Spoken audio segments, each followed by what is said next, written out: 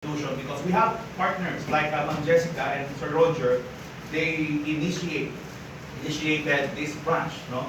But actually, this is just a test run or trial class for each and every one of you. Pero once you engage with us, the venue will be in Festival Mall unless you requested to maintain the sessions here once a week. And later on, we are going to discuss that.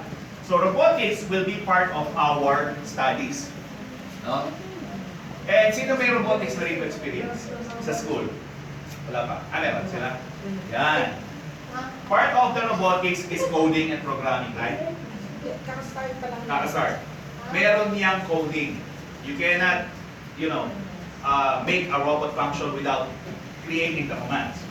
So, ang isa sa kaibahan ng 3D robotics na kailangan muna natin maintindihan before we proceed is wala po tayong coding and programming. So sabi nila, lalo na sa Tesla, paano nangyari yun? Nagkataon last year, lumabas ang artificial intelligence. And when I do the survey sa mga science and technology schools from Laguna to Tanay to Antique actually,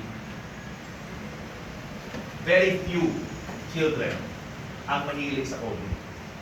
Ang gusto nila makagawa ng robot period. Ayaw nilang magsaulo ng mga mahahabang commands na hindi naman maintindihan, // Python, C++, no? Pero hindi naman masama kung gusto nila. Pero sa 3D robotics kasi, we are actually accommodating, kumbaga, lahat ng bata sana makagawa ng robot, parang Japan, na hindi nadadaan sa exhausting part of coding. So what we did is we are using the artificial intelligence in 3D robotics, the reason why 4 weeks pa lang, 1 month pa lang, they can finish an output which is a functional robot. Okay?